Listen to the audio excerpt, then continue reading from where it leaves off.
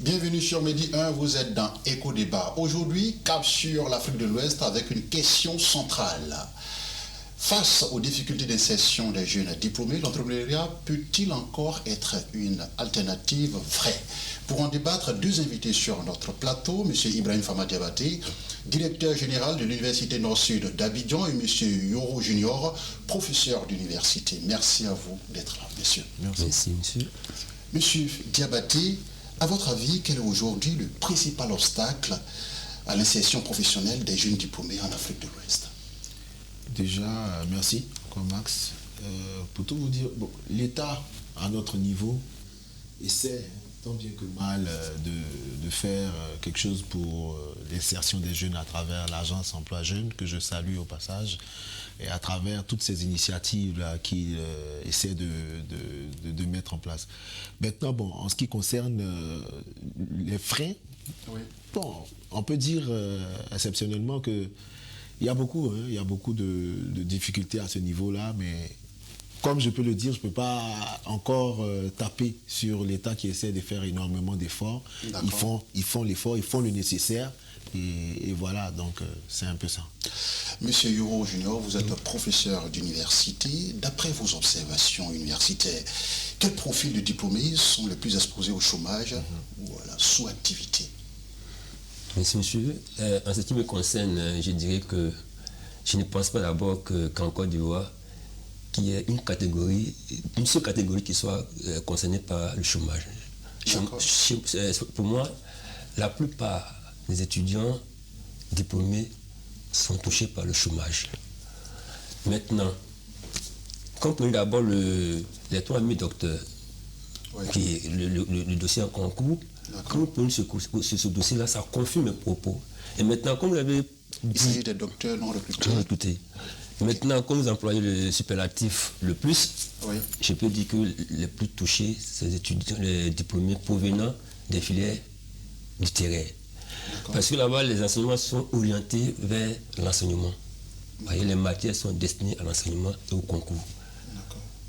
Mais pourquoi est-ce qu'il n'y a pas d'autre alternative pour pouvoir rendre plus dynamique cette formation-là? Ok, ça, à deux niveaux, il revient d'abord au diplômé lui-même, oui. De se réinventer, parce qu'il y a ici un changement de mentalité, un système de mentalité. L'étudiant, le diplômé a été formaté.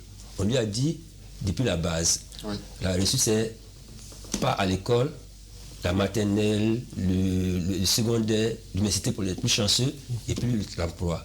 Donc ici, il n'y a pas, l'auto-emploi n'est pas un enjeu pour eux. D'accord. Ouais. L'autre volet, c'est que l'État, comme l'a dit M. Ibrahim Fama Diabaté, l'État, il n'y a pas de loi en fait qui contraint les banques à financer les projets des diplômés. D'accord. Ouais, il n'y a pas de loi qui les contraint. Donc le diplômé, il peut avoir peut-être l'initiative, mais il n'a pas le moyen de pouvoir faire financer un projet. D'accord. Monsieur Diabaté, les universités privées sont perçues comme plus réactives aux réalités du marché. Alors comment adaptez-vous vos programmes aux besoins économiques actuels? Nos programmes sont faits sur mesure. Monsieur Yoro, ici, on sait plus ou moins les choses puisqu'il est professeur. On essaie plus ou moins de faire de telle sorte qu'on ait des professeurs, vraiment des doctorants et des professeurs de qualité pour pouvoir essayer de non seulement inculquer des valeurs sur l'entrepreneuriat et puis aussi permettre aux étudiants de pouvoir encore se former et bien se former. D'où la question qui nous revient là sur cette question. Voilà. D'accord. Monsieur Yoro, l'université publique forme-t-elle encore majoritairement des profils à dominante théorique pour préparer à l'auto-emploi? Malheureusement, oui. Mais comment cela est possible? C'est la question vraiment qui me vient à l'esprit. Est-ce qu'on doit former des gens qui ne peuvent pas travailler demain? Comment cela est possible? Comment on peut continuer de former alors qu'il n'y a pas de perspective d'avenir? En fait, c'est un système dans lequel nous sommes depuis longtemps. Pour qu'il y ait un changement, il faut qu'il y ait d'abord à la base qu'on change le système, qu'on le mette à plat, oui. Pour l'adapter, voyez, aux besoins de l'entreprise. C'est ça le problème, c'est le problème fondamental. Si on commence par là, on peut changer le reste. Est-ce que c'est actualisé tout ça? Non, pas dans l'ensemble. Hein. Il y a des facultés jusqu'à aujourd'hui qui font des cours théoriques. Où les modules sont théoriques, plus théoriques, il n'y a pas de pratique. tout est théorique. Donc l'étudiant, bien l'apprenant, il a un bagage intellectuel, mais il ne peut pas exercer en fait. Il n'a pas de pratique théorique. Il a pris des notions, mais il ne peut pas appliquer ces notions-là. D'accord. Vous êtes responsable d'université. Quel dispositif avez-vous mis en place dans votre université pour former et accompagner les étudiants vers l'entrepreneuriat? Est-ce que c'est une alternative d'insertion professionnelle? Déjà, les cours sur l'entrepreneuriat se font de façon vraiment régulière, vraiment des cours se font.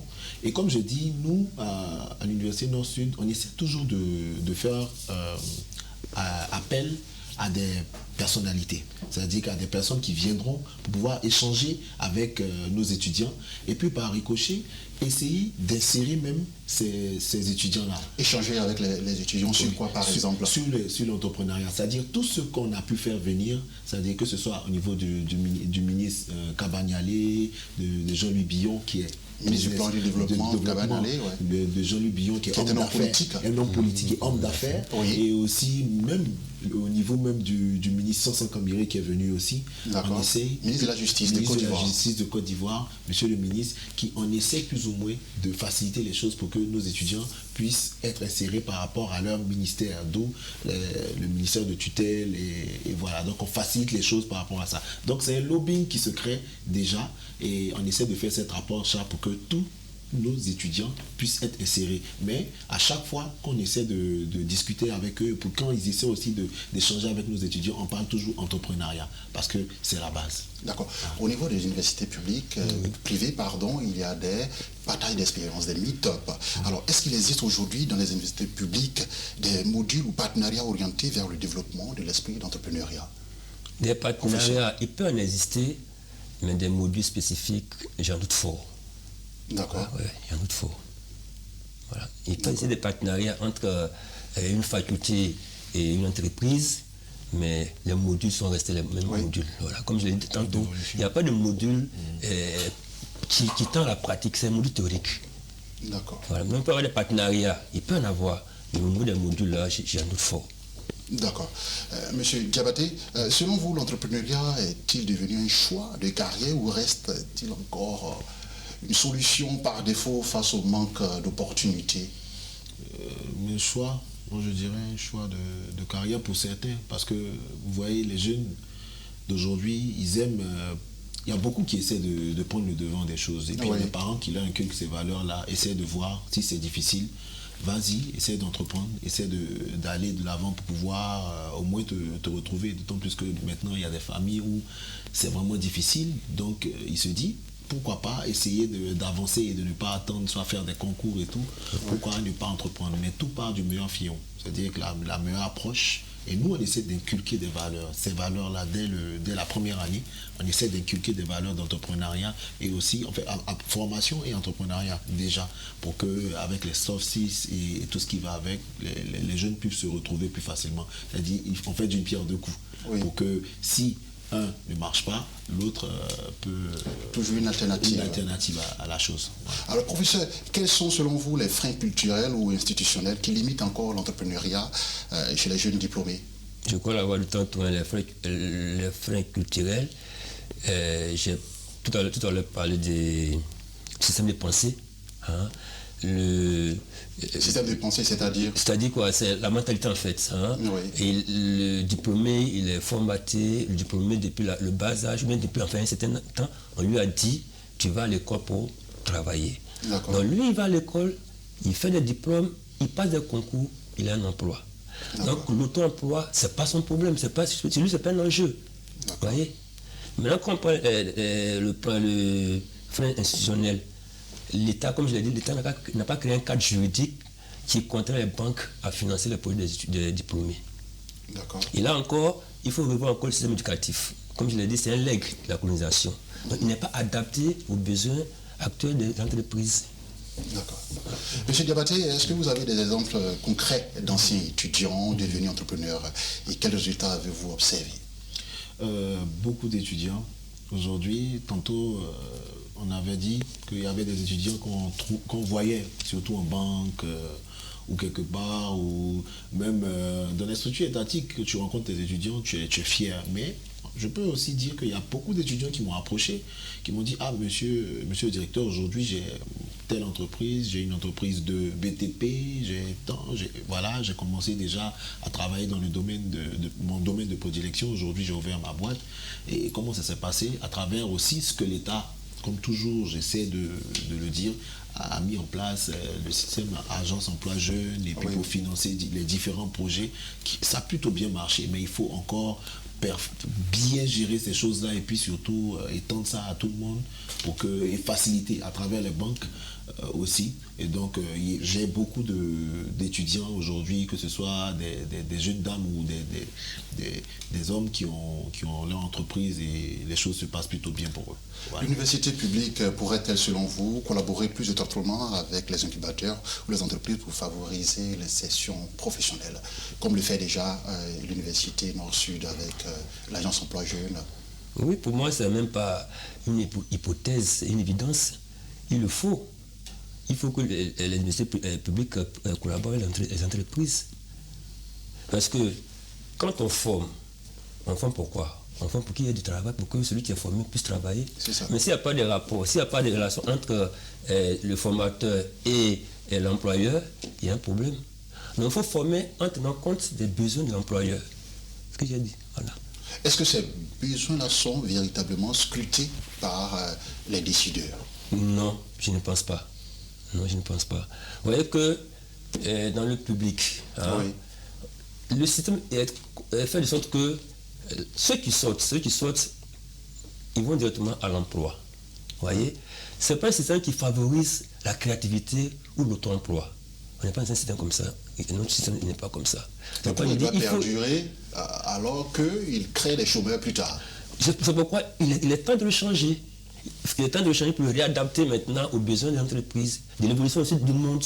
On est dans un monde qui a tellement évolué qu'il y a beaucoup d'innovations. Mais si on reste avec le système archaïque, on ne pourra pas avancer. Et au niveau de la concurrence, voilà, c'est là aussi intervient notre faiblesse.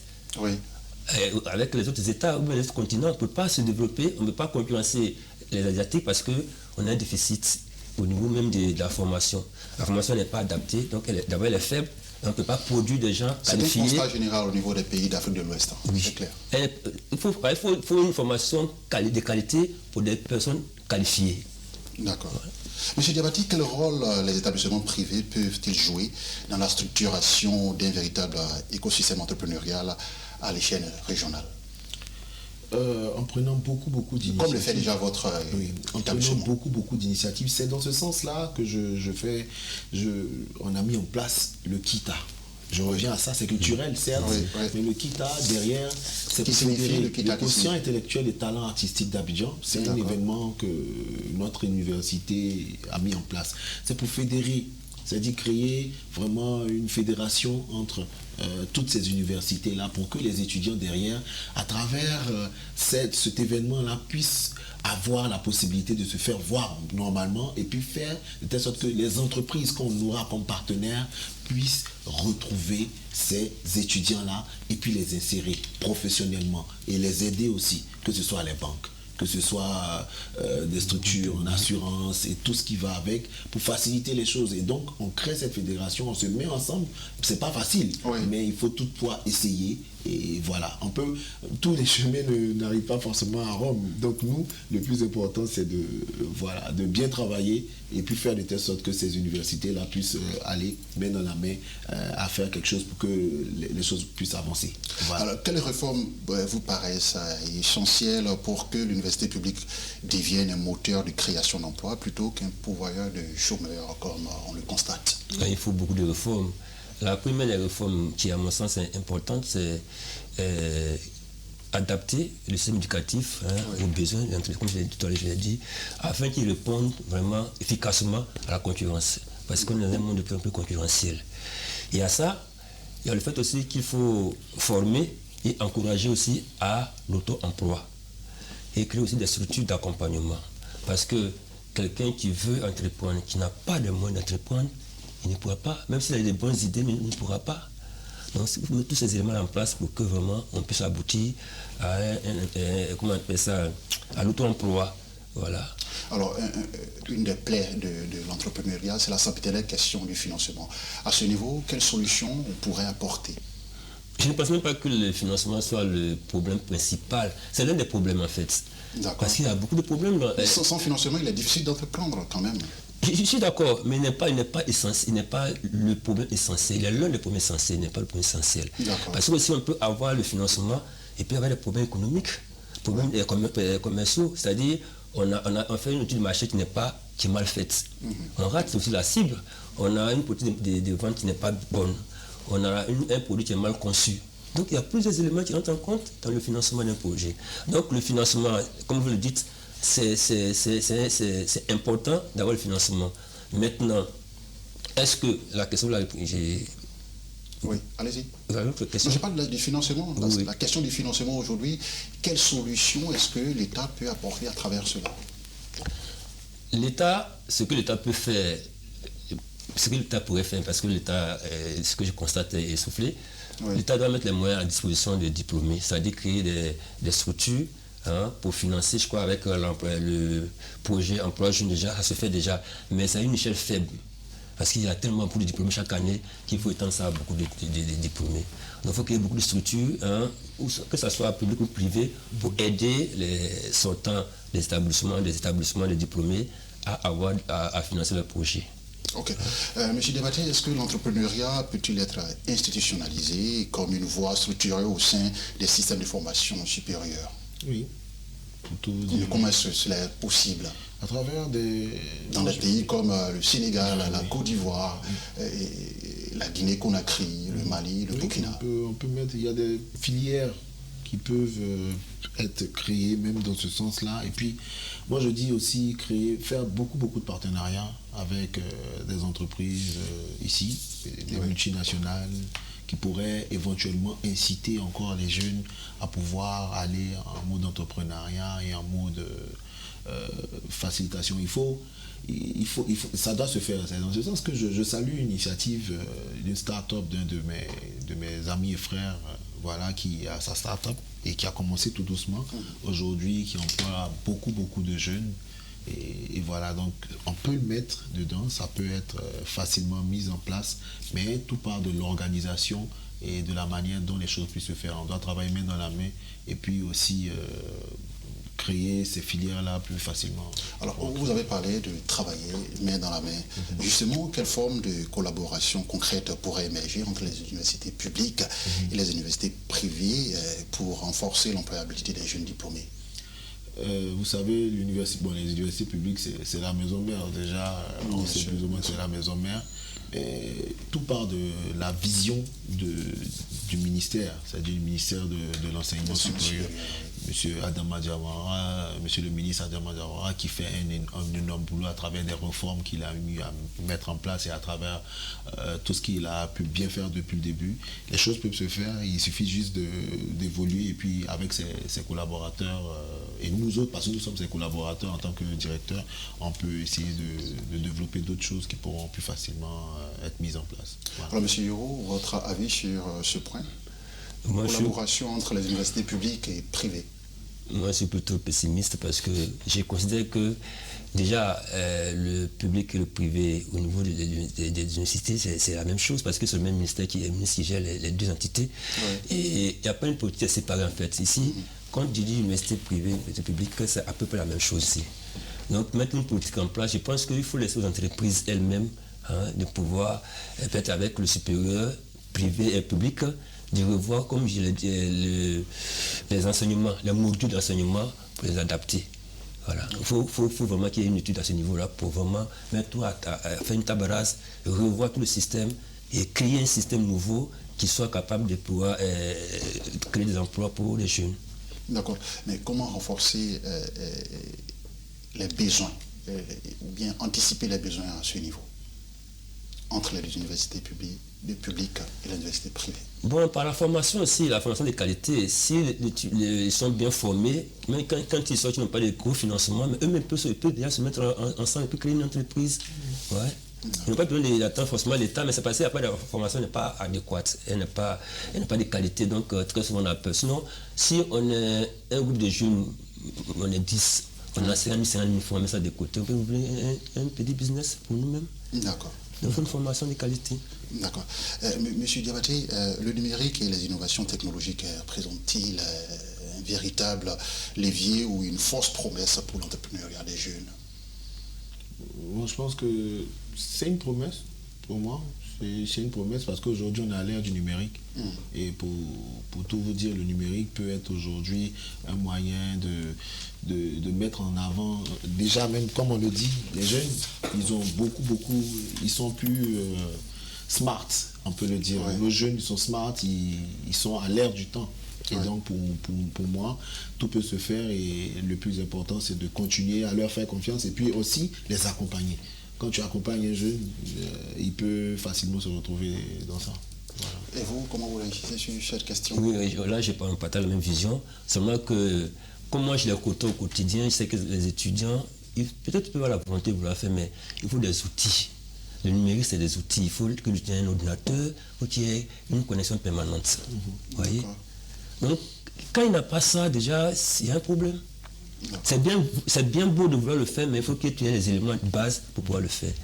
Donc, je suis d'accord avec lui, mais c'est ce point seulement que j'ai souligné, quoi. Hein. Ce point, si on arrive à régler ça, je crois que l'État avait, dans le temps, institué des ordinateurs à moins de coût. Je crois que c'était une politique, mais qui n'a pas fait long feu. Hein. Oui, c'est un étudiant et un ordinateur. Justement, bon, ça n'a pas prospéré, sinon c'était vraiment une bonne politique. Ça pourrait permettre à beaucoup d'étudiants d'avoir un ordinateur pour pouvoir quand même travailler.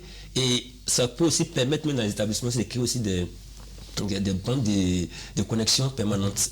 Une salle comme ça où l'étudiant vient, il est dans la salle, si c'est pas court bien sûr, il est dans la salle, il est connecté, il fait ses recherches, mais ça manque dans les établissements. D'accord. Alors, on va parler des concours. Dans la sous-région ouest africaine, c'est connu. Il y a plus d'inscrits pour les concours d'entrée à la fonction publique. Alors, pourquoi les différents États de la sous-région restent silencieux face à ce qui devient un phénomène grandissant dans les pays d'Afrique de l'Ouest? Mais ça dépend de la politique que tout un chacun veut mettre en place. Vous voyez, on peut pas, il y a beaucoup de, comme vous le dites, avec énormément de places. Les places sont limitées pour énormément de postulants. Et donc, ça dépend, en tout cas, de ce que l'État peut mettre en place. C'est pour ça qu'on parle d'entrepreneuriat. On parle d'entrepreneuriat. Nous avons par exemple le concours d'entrée à l'École nationale d'administration en Côte d'Ivoire où on a 600 places pour près de 40 à 45 000 inscrits. C'est énorme. C'est énorme. Il faut l'âge. L'État est essoufflé. Déjà de mettre déjà ça en place. Et puis bon, d'où l'entrepreneuriat. Moi, je pense. D'où l'entrepreneuriat. Et c'est à nous, en tant que formateurs, de faciliter les choses et puis permettre à nos étudiants aussi de se battre. Et puis aussi créer ce lien-là plus facilement. Parce que tout le monde ne peut pas avoir le concours, bien évidemment. C'est ce que moi, je peux dire. Professeur, comment vous expliquez cette vague de jeunes diplômés vers le concours d'entrée à la fonction publique dans la sous-région ouest africaine? Oh, ils n'ont pas le choix. Si je suis diplômé que je n'ai pas un point de chute, comment j'ai fait? Je me dis que il faut passer un concours des gendarmeries, des polices, des l'ENA, du CAFOP. Souvent, on n'est pas formé pour ça. On n'est pas formé pour ça, mais il n'y a pas d'issue en fait. Ouais. Il est diplômé et les années passent, il n'a pas de travail. Donc il se met dans un concours qui peut l'arranger. Très souvent, ils vont sans être passionnés, hein. Ouais. Mais c'est un besoin en fait. C'est un besoin, donc ils se lancent dans la chose. Donc, et je vais répondre à la question de M. Diabaté, sa réponse, pour dire que effectivement, l'État ne peut pas. L'État, à l'heure actuelle, l'État ne peut pas. Et dans tous les pays africains, l'État ne peut pas. Parce que l'État, quand même, traite beaucoup de charges. Donc, en tout cas, l'État doit mettre l'accent sur les initiatives privées. Oui. C'est-à-dire, les PME, là, l'État doit amener les gens à créer plus, peut-être qu'en créant les conditions faciles de création d'entreprises par les jeunes, voyez-vous. Et puis encore faciliter aussi peut-être que l'octroi des financements par les banques. Il faut qu'il y ait des conditions pour ça aussi. Voilà. Monsieur Diabaté, est-ce qu'on peut envisager une stratégie commune à l'échelle de la CEDEAO pour harmoniser l'accompagnement vers l'auto-emploi des diplômés de l'enseignement supérieur? Oui, on peut. Tout dépend de, comme j'ai dit, une sorte d'organisation et c'est une fêtière qu'on peut mettre en place. C'est ce que moi je peux dire de façon claire et limpide. Voilà. professeur? Oui, moi je pense que comme déjà la CEDEAO c'est un marché commun, donc c'est normal, hein, c'est un marché commun. Tous les pays qui font la CEDEAO partagent le même marché, donc ce qui se passe au Sénégal, au Nigeria, en Côte d'Ivoire, c'est la même chose. Donc on peut créer un marché commun pour absorber quand même le flux des diplômés. D'accord. Merci, messieurs. Vous, je rappelle que vous êtes sur ce plateau pour échanger avec moi sur l'insertion professionnelle des jeunes diplômés en Afrique de l'Ouest. On a parlé de l'entrepreneuriat comme une alternative durable. Monsieur Ibrahim Fama Diabaté, vous êtes sur ce plateau. Vous êtes notre invité. Vous êtes en face de monsieur Yoro Junior. Merci à vous, qui est professeur d'université. Merci à vous de nous avoir entretenus sur ce sujet d'intérêt public. Merci. Merci à vous. Merci beaucoup. C'est la fin de ce numéro de Éco Débat. Restez avec nous, l'information continue sur Média.